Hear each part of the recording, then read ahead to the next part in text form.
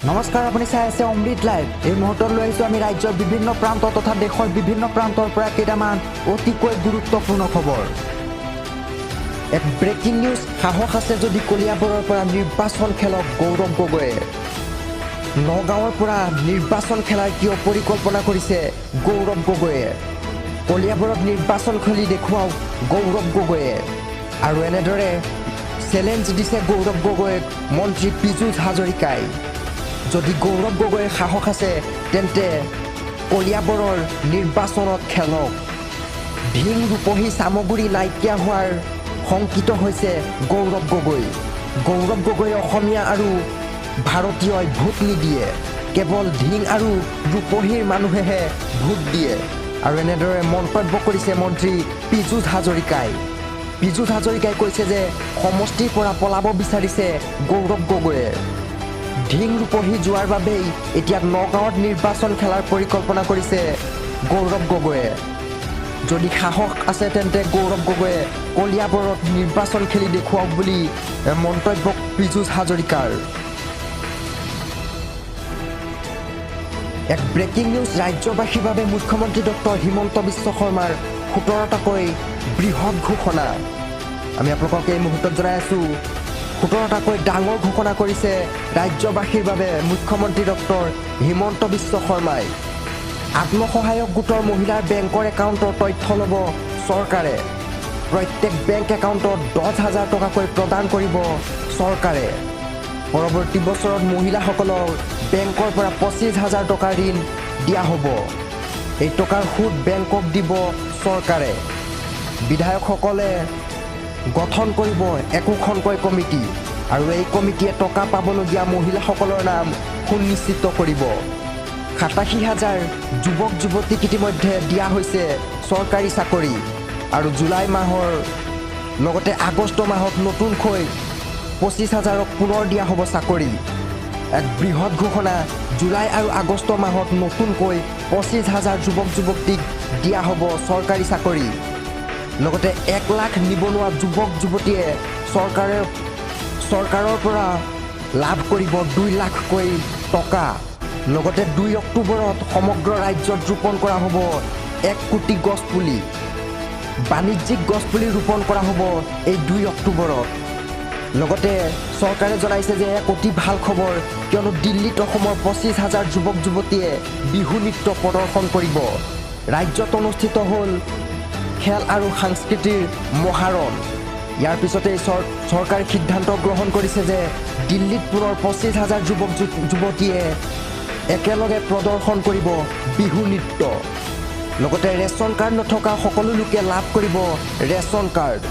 ইয়াৰ পিছতে ration card থকা সকলো লোকে 5 লাখ টকাৰ পৰ্যন্ত চিকিৎসাৰ ব্যয় লাভ কৰিব। লগতে আহি পৰিছে অতিকৈ গুৰুত্বপূৰ্ণ খবৰ, কিয়নো 9ম শ্ৰেণীৰ ছাত্ৰ ছাত্ৰীক দিয়া হ'ব বিনামূলীয়া চাইকেল। ৰাজ্যৰ হাইস্কুলসমূহ উন্নয়ন কৰাৰ এক পৰিকল্পনা কৰিছে চৰকাৰে। 9ম আৰু 10ম শ্ৰেণীৰ ছাত্ৰ ছাত্ৰীক দিয়া হ'ব বিনামূলীয়া চাইকেল। সমষ্টি পুনৰ নিৰ্ধাৰণৰ খচৰাই অসম আৰু অসমৰ জাতি বহুদিনলৈ সুৰক্ষিত কৰি ৰাখিব। নামনি অসম আৰু মধ্য অসমত হৈছে প্ৰবল জনবিস্ফোৰণ। আৰু এই জনবিস্ফোৰণৰ ফলত উজনি অসম আৰু উত্তৰ অসমলৈ ৰাজনৈতিকভাৱে সংকট আনিব। ধুবুৰীৰ এটা সমষ্টিত 3,50,000 পৰ্যন্ত ভোটাৰ বাঢ়িছে, কিন্তু ডিব্ৰুগড় বা থাওৰা সমষ্টিত 1 লাখ ভোটাৰ বাঢ়িছে। 2007 চনৰ কংগ্ৰেছৰ দিনত ওলোৱা খচৰাত উজনি অসমত আসন কমিছিল। ডিব্ৰুগড়ৰ লগতে শিৱসাগৰ, তিনিচুকীয়া, যোৰহাট, গোলাঘাটত এখনকৈ আসন কমিছিল। কিন্তু ইয়াৰ বিপৰীতে অসমীয়া মানুহে নিবিচৰা স্থানত আসনৰ সংখ্যা বাঢ়িছিল। বৰ্তমান সমষ্টি পুনৰ নিৰ্ধাৰণত ডিব্ৰুগড়, তিনিচুকীয়া, যোৰহাট, গোলাঘাটৰ অক্ষত অৱস্থাত থাকিব। শিৱসাগৰ জিলাত 1খন আসন কমিছে। বিপৰীতে লখিমপুৰ, ধেমাজিত 2টা চিট কিন্তু বাঢ়িছে। উজনি অসমত আসন বৃদ্ধি পাইছে।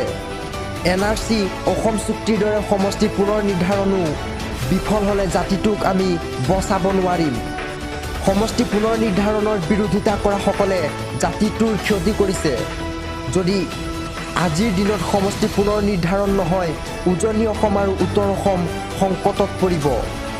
আৰু এনেধৰণে মন্তব্য কৰা দেখিবলৈ পোৱা গৈছে। 5 বা 10 বছৰৰ পাছত সমষ্টি পুনৰ নিৰ্ধাৰণ হ'লে উজনি অসম আৰু উত্তৰ অসমৰ পৰা 10টা চিট নাইকিয়া হৈ যাব। সমষ্টি পুনৰ নিৰ্ধাৰণে আগন্তুক 25 বছৰলৈ সুৰক্ষিত কৰি ৰাখিব অসমীয়াক। আৰু এনেধৰণে ডিব্ৰুগড়ত মুখ্যমন্ত্ৰী ডক্টৰ হিমন্ত বিশ্ব শৰ্মাৰ মন্তব্য। মাজত মাত্ৰ এটা মাহ, কিয়নো এটা মাহৰ পাছতেই থৰকাচুটি হেৰাব অসমৰ আৰক্ষীৰ, কিয়নো 15 আগষ্টৰ পিছত অসম আৰক্ষীৰ কৰ্তব্যৰত বিষয়া জোৱানৰ হ'ব স্বাস্থ্য পৰীক্ষা। আৰু পেটৰ লগতে ওজন কমাব নোৱাৰা আৰক্ষীক বিদায় দিয়া হ'ব আৰক্ষীৰ পৰা। আৰক্ষীক দিয়া হ'ব স্বেচ্ছামূলক অৱসৰ। পেটৰ লগতে ওজন কমাব নোৱাৰা আৰক্ষীক দিয়া হ'ব স্বেচ্ছামূলক অৱসৰ।